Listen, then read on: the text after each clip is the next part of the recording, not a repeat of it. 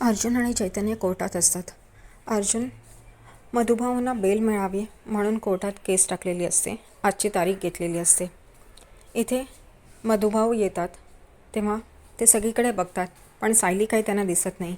ते अर्जुनला विचारतात, सायली कुठे आहे? तेव्हा अर्जुन सांगतो, तिला एक महत्त्वाचं काम आहे, त्यामुळे ती आज येऊ शकली नाही आहे. तुम्ही काळजी नका करू. जज आल्यावर अर्जुन आपले मुद्दे मांडतो की कसे मधुभाऊ यांची जेलमधली वागणूक खूपच चांगली आहे. या ग्राउंड्सवर त्यांना बेल मिळू शकते. पण महिपतचा वकील ॲडव्होकेट पवार मध्ये आडकाठी करतात. ते म्हणतात की फक्त वागणूक चांगली आहे यामुळे त्यांना बेल मिळू शकत नाही. ते खुनी आहेत, त्यांनी खून केला आहे.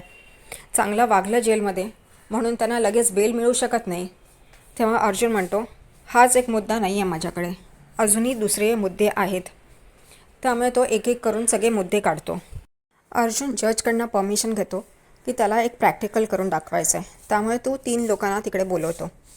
तेव्हा तो म्हणतो, मधुभाऊ, विलास आणि साक्षी. तेव्हा महिपतचा वकील ॲडव्होकेट पवार म्हणतात, तिकडे साक्षी नव्हती, त्यामुळे हे सिद्ध झालेलं नाही आहे. तिसरा व्यक्ती नव्हताच तिकडे.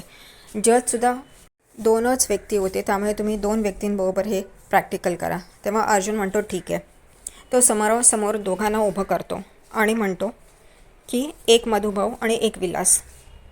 एकाच्या हातात डाव्या बाजूला पिस्तूल देतो आणि एकाच्या हातात उजव्या बाजूला पिस्तूल देतो.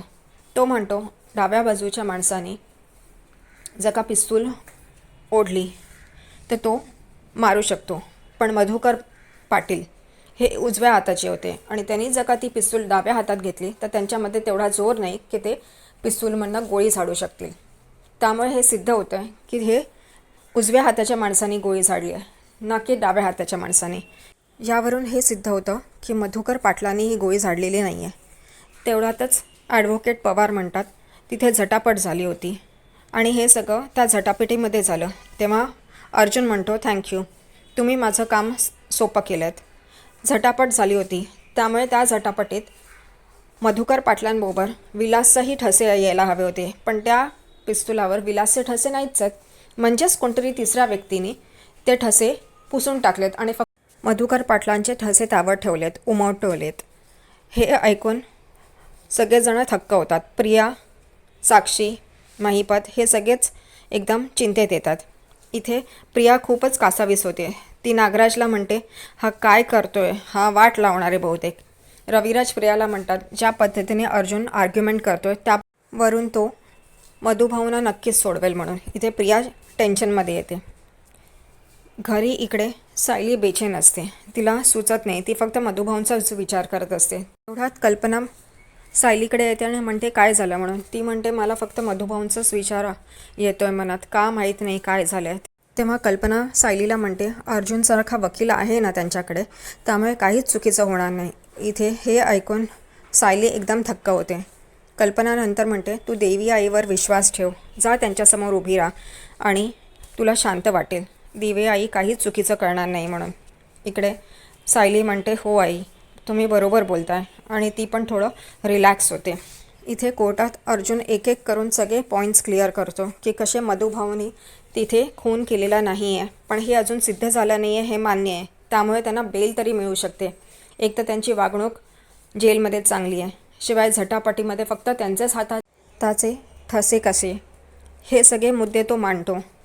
इथे पवार, ॲडव्होकेट पवार, जो महिपत आणि साक्षीचा वकील असतो, तो पण आडकाठी करत असतो. पण तेवढ्यात त्या पवारांमुळेच हे सिद्ध होतं की तिकडे झटापट झालेली आणि नेमकं तिसरी व्यक्ती पण होतीच तिकडे, त्यामुळेच त्याच तिसऱ्या व्यक्तीने हे सगळं कांड केलं आहे. इथे अर्जुन म्हणतो की या सगळ्यामुळे हे सिद्ध होतं आहे की मधुकर पाटील हे एकटे तिकडे नव्हते, त्यांच्या व्यतिरिक्त पण कोणीतरी तिकडे होतं. आणि अर्जुन हे पण सिद्ध करतो की विलासचा गुन्हेगारी क्षेत्राशी संबंध आहे आणि तो त्यासाठी 20 वर्ष जेलमध्ये सुद्धा होता. ही पार्श्वभूमी आहे त्याची, म्हणजेच तो काही चांगला माणूस होता असं नाही. हे या सगळ्या पॉईंट्सवर आता अर्जुन म्हणतो की मधुभाऊंना बेल ही मिळायलाच पाहिजे.